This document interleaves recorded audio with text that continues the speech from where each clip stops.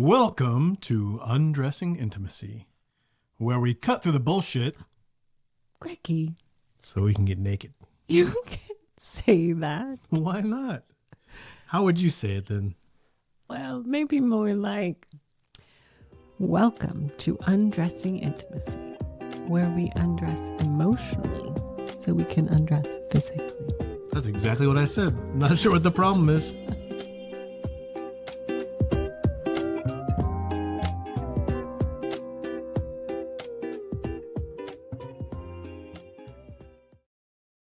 Welcome to episode Number 26. We are so glad you are here with us. So we have had some experience learning over the last several weeks. So we want to talk a little bit. We had a podcast that we did with Tammy Hill. They went into this slow tantric kind of sexual experience. And we have to be honest that we're like, okay, this sounds really cool. We're going to try it out. And we went to try it out and it didn't quite go as we expected. And so over the last several weeks of trying this out, we've learned some very key insights about sexuality and what this means and how it can help us and our clients in being able to process through their sexuality. So we want to talk a little bit more about the sexual differences of a high and low desire or responsive and spontaneous desire person.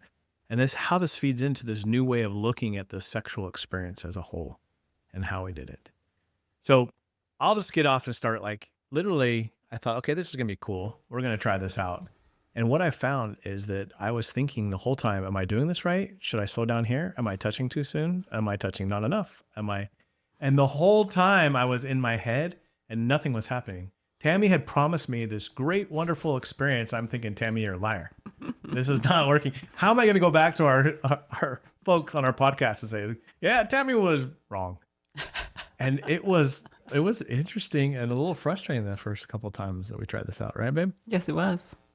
We found a lot of new uncertainties and this is supposed to produce this. We were still kind of in that production mindset, and this is supposed to produce this. Amy looked at me like, how do we know we're done? She wouldn't let me say it on other podcasts, but I would say it anyway. She's like, maybe I do like orgasms more than I thought. She's like, maybe I am keyed into that a little more. And so I was going to call her my orgasm whore, but she was going to get mad at me for doing that. But I just did. So there we are. But it was very interesting because it definitely was a struggle. Yeah. It introduced a whole bunch of new variables and exposed me in ways that I didn't realize, and you, and we were like, oh. And in the moment, I was kind of let down, disappointed. And since we've had a time to unpack this, I think in the end, it was one of the most growing experiences we ever had because it didn't work. We just finished recording a workshop. And one of the things we talked about with one of our clients there was how we're so unwilling to take steps and actions. Because we're so afraid to fail. Mm-hmm. And oftentimes in that being afraid to fail, we never get the information we need to understand where we're at and where we're going and if what we're doing is right. And so we'll sit and just do nothing. And I feel like this was one of those things is that, yeah, it was an epic failure for sure. And it caused frustration. But it was just as marriage does, a place to expose us and bring up questions about what is really going behind the scenes. We worked on this. We thought we got really good at this. And this was another way to expose us to there was other things we could work on. Yeah, there was more performance-based meanings in our interactions than we realized. And this really exposed that. And it was like, oh, wow, okay. We have some opportunities here. And as we're willing to be exposed and keep being in this new, uncomfortable, uncertain space, we actually stumbled upon some really beautiful and powerful moments. And then we were like, oh. Tammy's not lying after all. Thank you, Tammy. Oh, this is what she meant. Yeah. And so a couple major takeaways from the beginning. Be willing to try. Mm-hmm. We were on with Jennifer Finlayson Fife. When you listen to her, she talked about oftentimes we don't push the envelope to certain things because we're willing, if we do that, we're gonna fail or we're gonna do something wrong that we don't give her having the outcome that we desire, right? Or not that we we're going to do something that's going to ruin our relationship. Yeah. And really, like, we're grown adults and we can learn and grow. Should give ourselves a little more credit, be willing to step into some unknowns. And that's one major takeaway, like sitting does nothing. Hmm. You're not going to learn one way or another just sitting.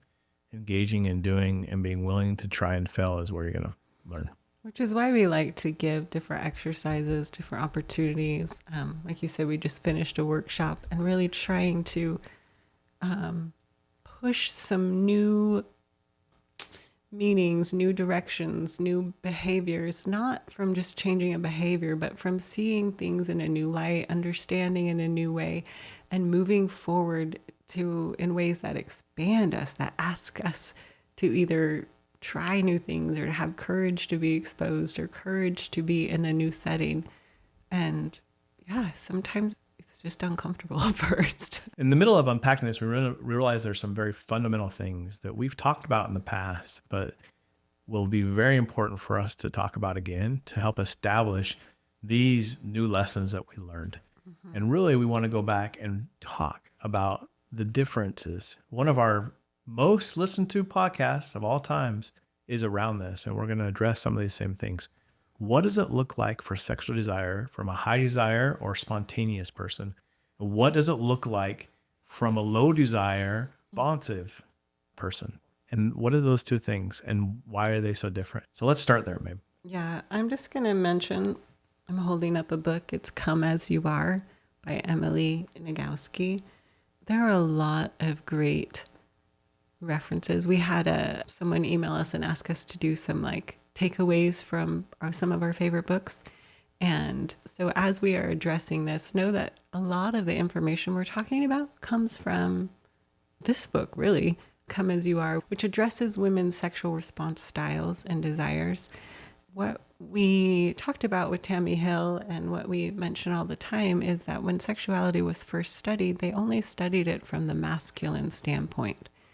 And women and men are often built quite differently. And so that's where these newer terms around sexuality and sexual responses have developed from.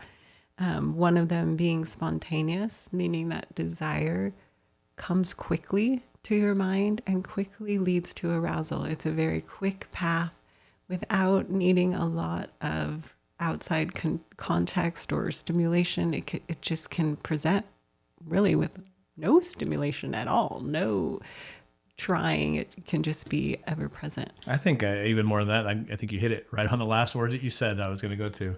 It's just an ever present energy within you. For us that are the spontaneous folks that are high desire, it's just always there. And there's certain things that will bring it out more, that will highlight it, but it's always playing in the background at all times. And then you'll have moments that you'll realize, okay, it's there more than others, but it's a constant. Kind of just ever present. And really, that was one of the struggles and we'll get into this more, but just as highlighted here is that being constant and being told that it's not good and it's bad and it can be destructive is really some of the difficulties around being the spontaneous person. Yes.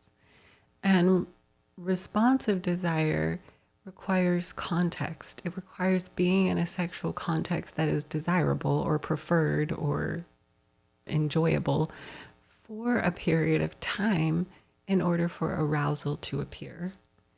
And then after this person is aroused, then desire presents. And arousal and desire are flopped. And again, the responsive needs to be in a context for a period of time.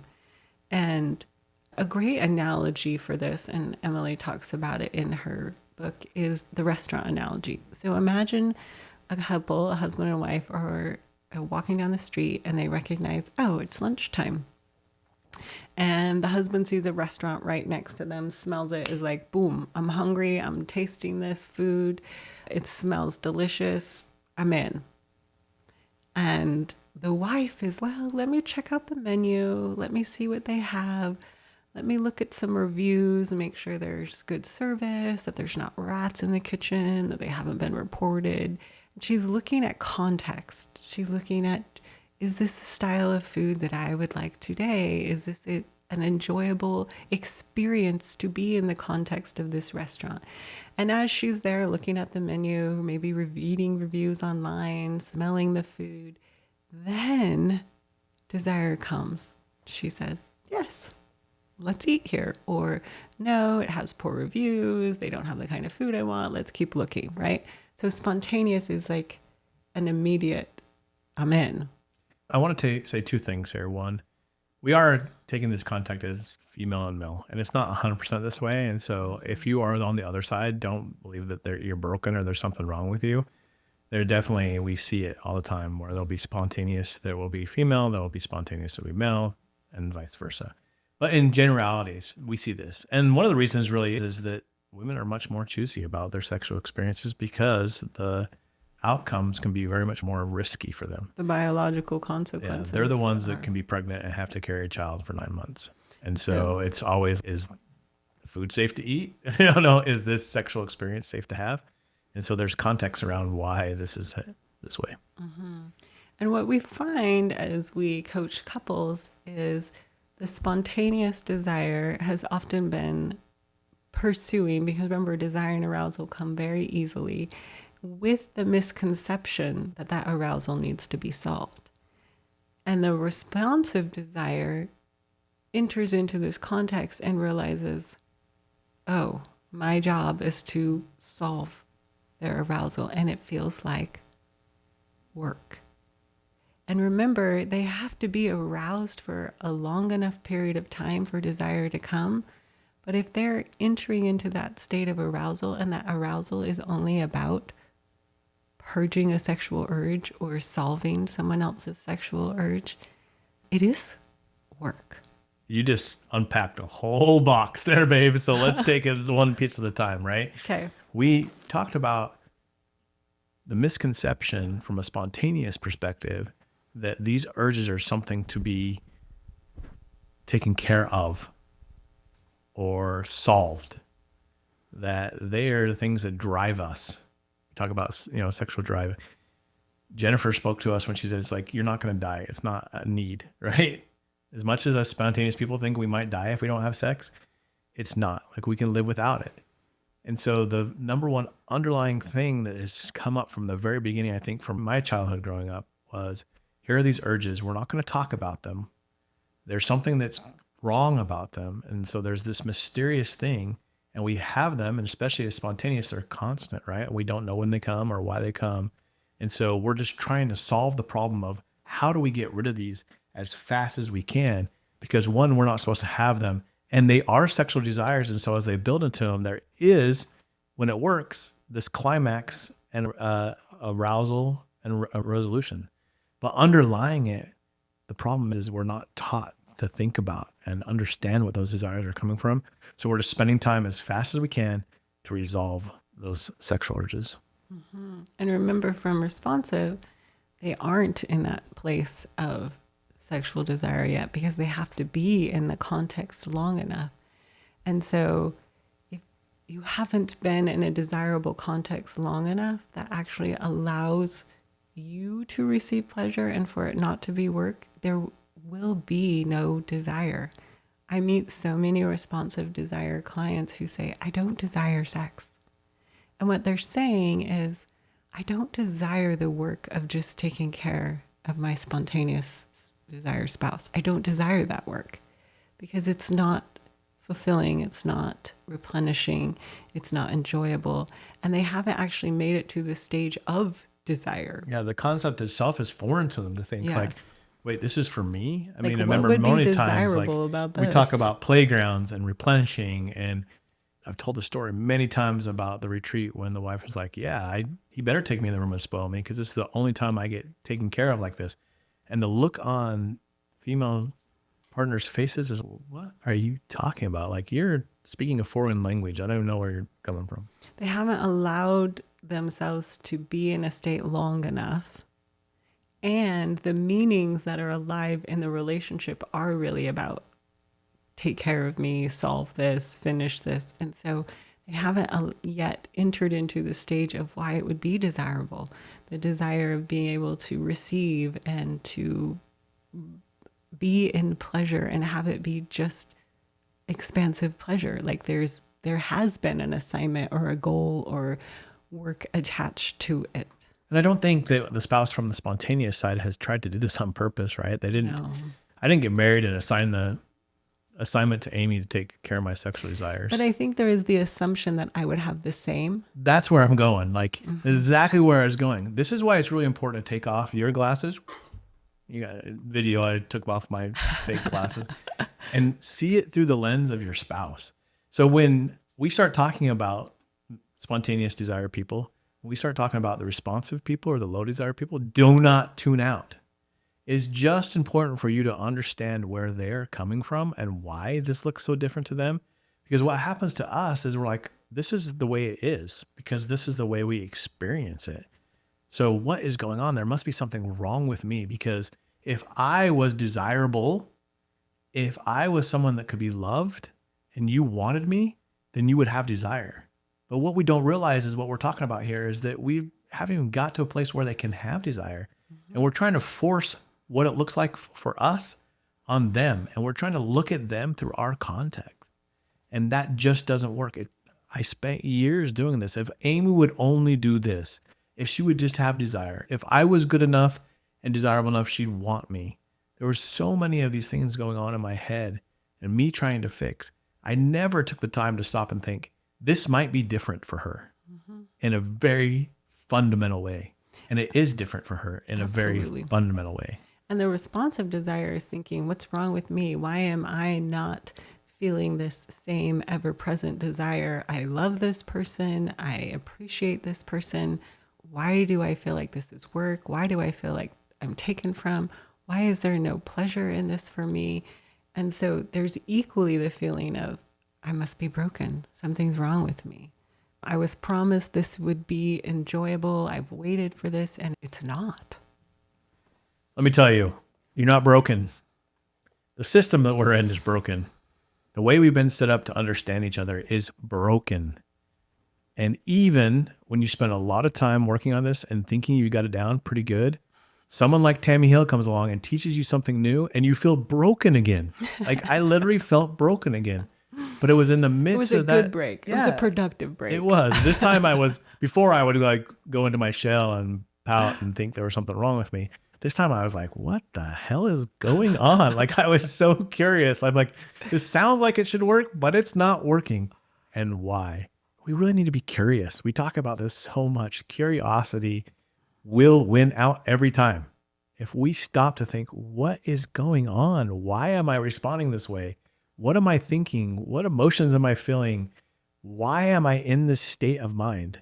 It will always be a good thing. It will never be a bad thing. And this took us a week to probably have a Of better every night experience. working on it. And that's the good part of it. It's an every night thing. So, I mean, it wasn't all bad. Like no, there was good things. It wasn't bad. I want there to, was a lot of that is pleasure very true. still involved. But of doing that and then unpacking it probably for another month. We've probably been unpacking this for a good month and talking about it and like finding insights and looking at it and understanding. So it doesn't happen right away, but stop to think, how is this experience being experienced for my spouse, the Right. person I love? What are they experiencing right now? Or what am I expecting? And often you'll find the responsive desire feels like they have to perform. They feel like they have to solve. They feel like they have to earn. And you're like, okay, is that true? Is that not true? Is there a way to tease this out? Or spontaneous feels like it's all my work. I have to do all the work. And again, anytime sexual intimacy is framed as work, you're going to lose the intimacy and the eros of it. And there's a challenge even after you kind of understand this. So you may be in a state of, okay, I get this is where it's at and I understand it. And now you're second guessing everything. Like I spent years like, are you sure? Like you didn't have an orgasm. Are you sure you okay? Are you sure you want to do that? Are you not performing something? And so there's this whole dance that almost happens, which I think is a growth thing, to be honest with you. Looking back at the time, it wasn't fun, but it's a dance that happens of trust again. Okay, I'm doing this. What does it really mean? And I'm trusting you enough to share honestly. And it always comes back to that. We come back to this, like being yourself and being honest. Mm-hmm. Like we don't put enough focus on honest communication. We're always taught to hold back so that we can control the situation to our advantage and also maybe not even our advantage, but not hurt the person that we love the most. And so there's definitely a pattern of trust that has to be established here because there's so many patterns of hiding that have gone on for so long for us.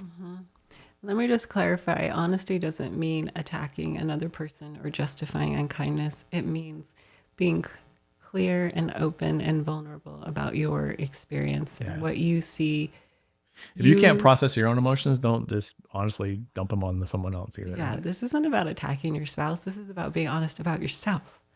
And even in this experience that we had, I realized, oh my goodness, like I have more performance based thinking still left in there that I didn't realize was there.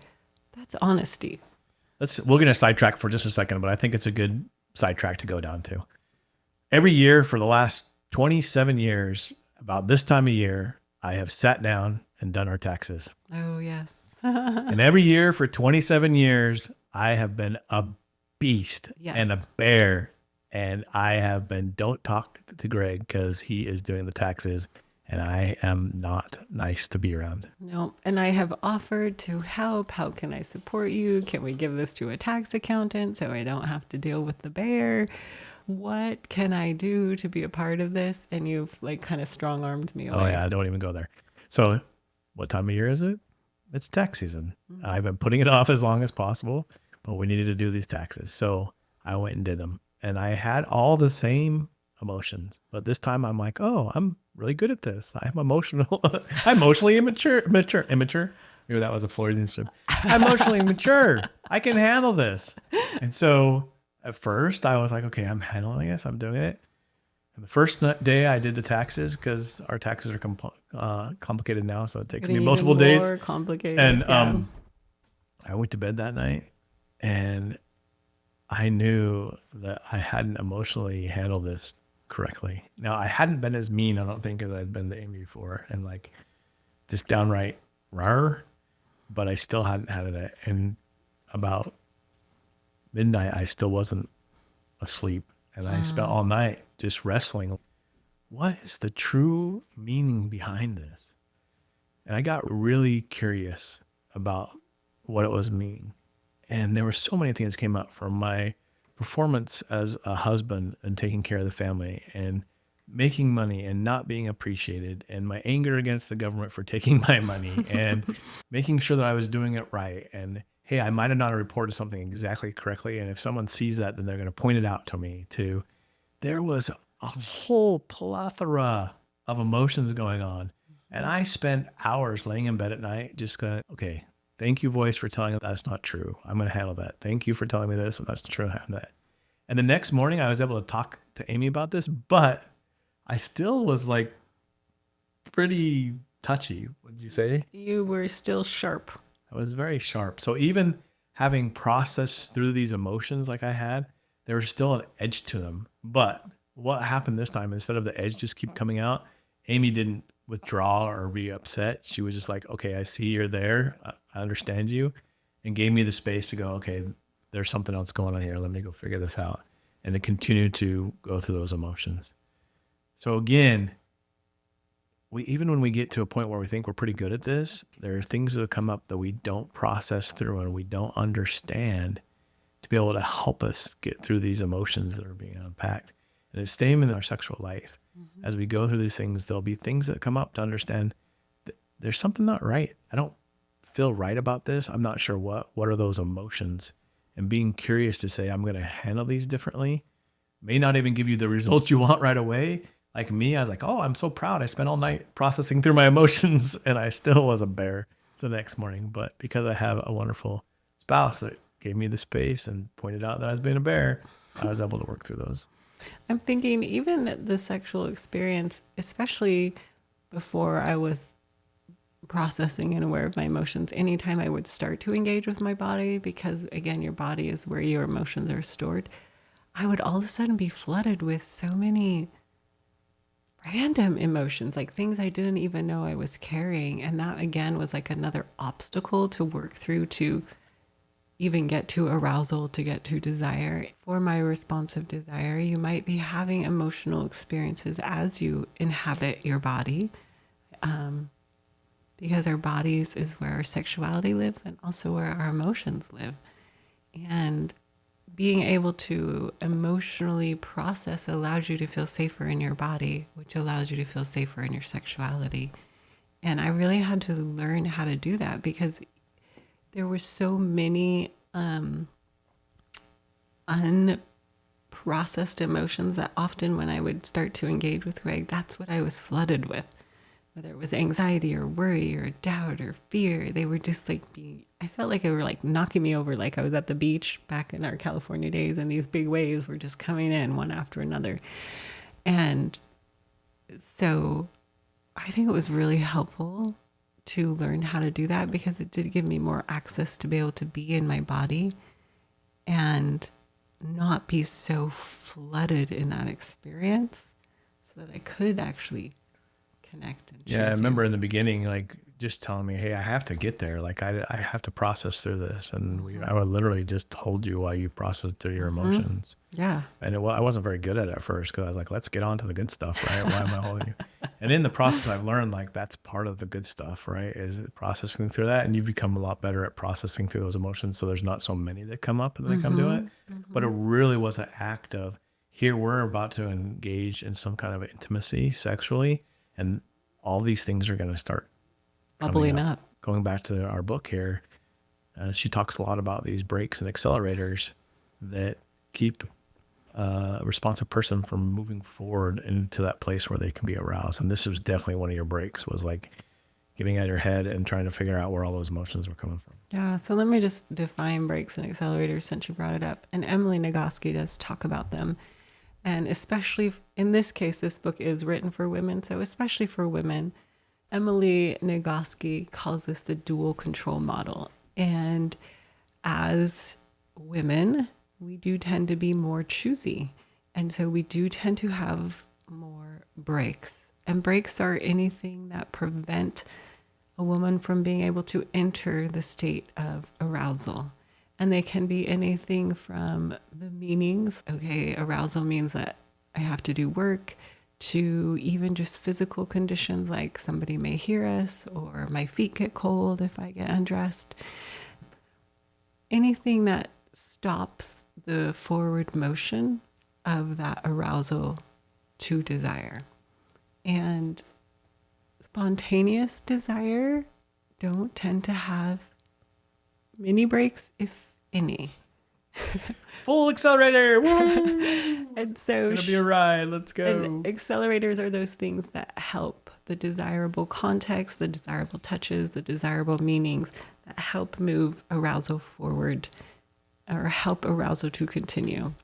And so one of my breaks definitely was unprocessed emotions that I had to, first of all, learn how to relax into my body and mind and emotions.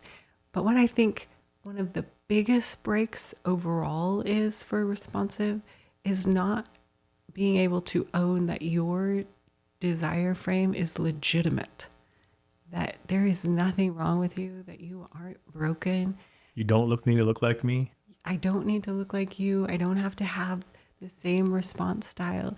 It's okay to receive that gift of arousal or that gift of touch. It's okay to pause when I need to pause. Just really being able to own myself is one of the biggest accelerators, I would say, that lets off the brakes the most. Emily Nagoski says it doesn't matter how much accelerator you have if you have a foot on the brakes. You always have to deal with the brakes first in order to be able to accelerate. And we tend to have more brakes. For me, I had to realize what some of those brakes were.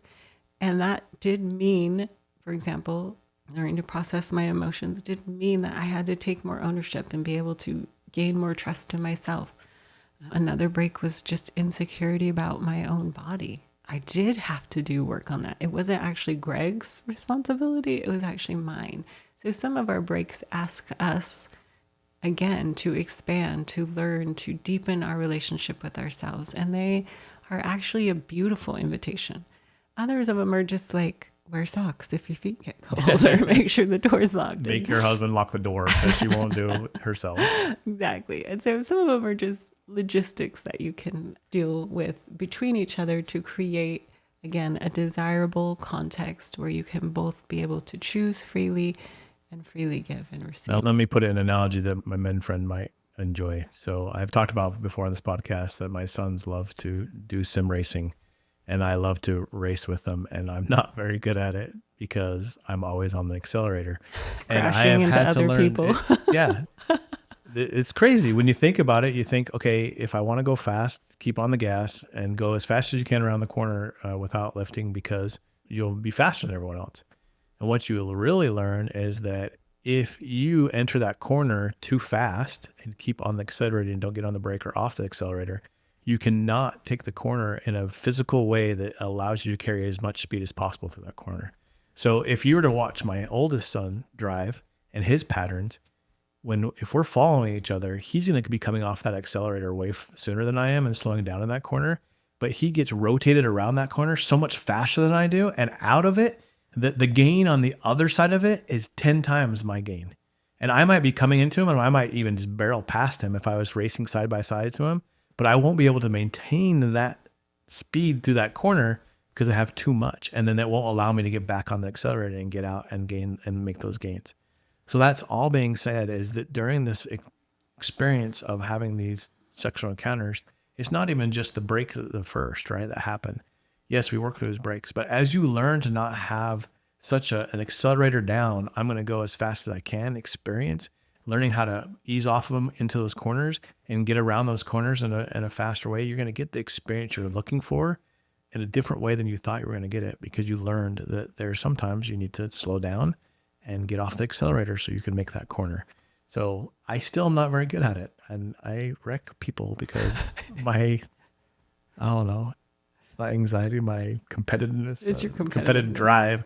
I still find myself wrecked. So I anyway, have a great, now I'm going to take it back into the sexual realm. And speaking of that, getting off the accelerator, allowing yourself to savor and simmer. So often we take this state of arousal and we do make it about getting to orgasm, about finish solving a line, sexual finish urge, line, about the finish line. And this is one of the things we really learned with Tammy Hill.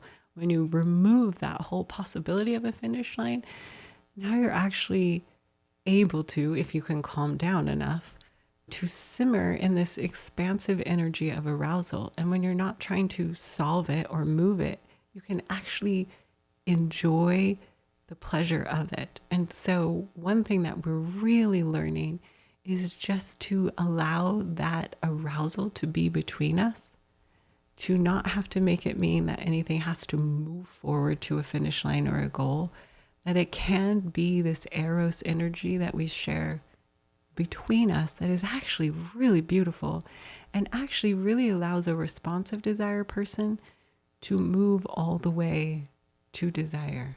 So I wish that I could say, hey, I listened and learned what Tammy told me. And I was like, okay, I learned from my first few mistakes. And I'm like, okay, I had these ahas and I applied them. But let me tell you the truth. We're truth telling Yeah. here. One night it was later and I was pretty tired during that day. And why I had a desire to be with Amy, I was kind of worn out. And so we were practicing this new way of not having these goals and not having orgasm as the finish line and sitting into it. But I was so not in my head, not because I had controlled it and told me not to be in head, but just because that was my situation, that when we went into this thing, I can't even explain it. Like, it was mind blowing. It was all the things that Tammy Hill had promised me and that I was calling her a liar before, that I knew that I was sorry, Tammy, if you're listening. It was truth and it was absolutely amazing. And for me, it was literally not being in my head, just being there, realizing that I existed, understanding that I was just part of this experience and I was going to let this experience happen instead of trying to control an outcome. And I wish I was smart enough to be telling myself that stuff, but it really just was a situation that we were in at the time. And that really allowed this almost like electric aliveness to be between us. And that's the beauty of allowing there to be arousal. It is a very eros state, meaning that it's very life-giving, it's very replenishing, and you don't have to, again, we have nothing wrong with orgasms. We love orgasms. But you don't have to get to this finish line. you can actually be in this energy and savor it. And it slows the responsive down a little. Yes, you have to break through those corners, but the gain in slowing down a little is actually quite powerful. Well, and I think that the beautiful thing of it is it's coming together with our differences. We talk about this. Eroticism is born out of the differences. Sexual desire comes because there is difference. If we both were on the accelerator all the time, not going to happen. If we were both on the brakes all the time, the savory, simmering things. yeah, nothing would happen. So it's the difference between us that allows it to happen. So it makes me come off the accelerator a little bit and allow it to simmer. And it allows Amy to come up and get on the accelerator, to be honest with. Like, she's like, we talk about a space This is to a go place into. I want to be. Yeah. Look at Greg's not forcing me in here. I'm going to get on the gas and go because this feels good. And all those things that we dream of as a spontaneous person that we tried to manipulate for all those years, they can happen if we just get out of the way personally and allow ourselves to sit in this energy, get out of our minds and stop having a goal at the end of it to get somewhere. And really, when I think back to it, it's all those things we talked about. And maybe we had processed them in our minds somewhat. We'd processed them through words. We had said we processed through them where I was like, okay, I'm not setting expectations. This is a give and take and share. But we still, in some ways, in our physical interactions, we're still going through those motions that we had promised that we weren't going to go through. And this kind of brought them up, exposed us a little bit. For sure. Yeah, absolutely. It did expose them. And we were kind of surprised, I think. It was humbling. But that's okay. We can be humbled. And in the humbling, we actually learned a lot. And we really want to share that with you because I think so many people come and they think they're broken, whether it's spontaneous or responsive. And they think, why isn't this working? And a lot of that is really linked to the meaning of arousal between them and that it's something that has to be pushed towards and the finish line is the goal. And I guess what we're trying to share with you is slow down, remove the goal, allow this responsive desire spouse to move into the state of arousal and just be there for a week, be there for a long time. And what I find as I've been coaching couples is the spontaneous spouse is saying, I felt more alive and connected than I have in years. And the responsive spouse is saying, I actually felt desire. Like I felt it. I'm starting to see why this would be desirable, why people would want to engage in sexual intercourse or arousal. I actually felt something when I touched my spouse or, different expressions like that. And so we're trying to share our experiences and also those of our clients and let you know that you don't have to link arousal to orgasm. And if you unlink them, you might actually discover this beautiful space in between, a lot of eros that allows you to connect and communicate and play and be in interaction with each other without pressure of work or pushing towards a finish line or trying to create. No, that's not the create, or trying to push towards something.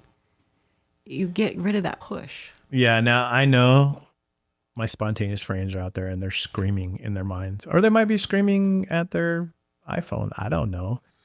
I would be if I was in your place. Like, I've been trying to do this for years, and all that will happen is I will get nothing. She doesn't want anything. She won't touch me. We don't have sex. If I don't do anything, it won't happen. And I always have to be the driver, and I always have to be the one engaged. And I hear you. That is the context that we're in. And so it really takes the opportunity of coming to this with a different lens, being willing to go at it, fail at it, be curious about it, be honest with your spouse of where you're at. And yes, I can't guarantee you that your spouse will change in any way. In fact, at first, she might not quite believe you. There might be some disbelief or uncertainty. It might get worse. Like it was a little bit of a step backwards for us, I would say, because we were doing pretty good. And then it was like, oh, this doesn't sound good. And so it was kind of a step backwards. And in the past, I'd go, oh my gosh, see, it's broken. It's wrong. I'm never doing this again. Tammy's a liar. But now, Tammy's not a and liar. she's not a liar, and she tells the truth very much. What I'm trying to say that is that calm the heck down a little bit, give it some time, move forward, learn, try to understand where it's coming from and why these things are happening. And I can't guarantee it, but if you start changing that way, your spouse is going to be pretty surprised in the change you're doing. And again, we can apply this into wherever you're at in the spectrum. You may be completely struggling to even be in the same room with each other. And so there's things that we can learn about being curious and understanding and not pressuring and trying to understand from each other's perspectives that can help get out of that situation. You can be in, hey, we're having okay sex every twice a week just because that's what we're supposed to do stage. And this can help you lean into it and try to understand what's going on there. You can be in like, hey man, sex is wonderful. It's pretty good. And I just wanted to make better, and it can help us get to a whole new level. So I don't want you to be frustrated no matter where you're at on that spectrum. There's always something we can learn to help you move forward. And that's what we love to do. That's why we're here. And we messed it up so bad for so long. And I keep saying this, maybe someone will believe me how bad we messed it up. And there's nothing special about us, but we really want to share these things that we're learning. And again, like Amy said, it's not only just our own experiences. It was interesting to learn those and understand those. But now that we've seen the pattern kind of happen over and over and over again, everyone's not And exactly our the same, clients. but Yeah. there is definitely a pattern. Like when Amy started coaching, and I was like, how did you figure that out? And there's just, you see it and you hear it and there's a pattern. And then I started coaching. I'm like, oh, it's not exactly the same, but you see the underlying pattern that's happening, and it's pretty similar. And yeah, there's extreme cases and other things that we work with, but in general, we're in this pattern in some way. And it takes someone to be able to point it out to you. Like, hey, if I was a football coach, if you put your foot in on the 5-yard line and cut to the left instead of drifting down the sideline, you would have been open for that pass.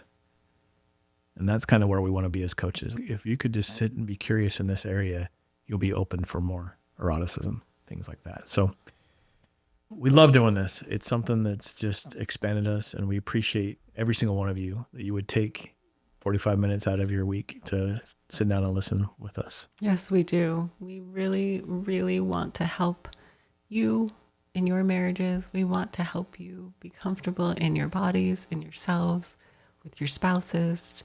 We want to help you see that you're a creator and help you feel more of this aliveness and replenishing and eros. It really is a gift available to all of us. Yep. And please keep engaging with us. Like, we're dreaming up every way we can to be part of this expansiveness of helping couples get better in their relationships and help them get better in their sexuality and their sexual relationships. We have recently have a friend that's got into helping us do some survey results and experiments of helping us get some data behind where we're at on this. Mm-hmm. And so you may see emails come out from us that ask you to join in that. And we'd love for you to join in that. We're trying to find all the ways that we can help. So we are grateful for every way you engage with us, Mm-hmm. especially listening. So please subscribe and like to the podcast. Leave a review, share with your friends. We appreciate every time you share. We really do want to help you and your friends. We really do want to have happy, thriving couples. Yeah, there's nothing more wonderful than seeing these couples get to a place where they're actually thriving and having a great marriage. And that's a huge benefit for us. So rewarding. Yep. So please come visit us on langfordlifecoaching.com. We would love to have a consult with you. It's just 45 minutes of us sitting down and figuring out where you're at and if there's a way for us to help you. Mm-hmm. And there's no commitment afterwards. If that's just all we get is a great 45-minute conversation, and that's fine. If there's other things we can do to help you, then that's wonderful too. So don't feel like you're obligated anyway if you hit that little button that says free consult, but we'd love to have a chat with you. Yes, we would. All right. Until next time. Keep undressing your intimacy. Bye-bye.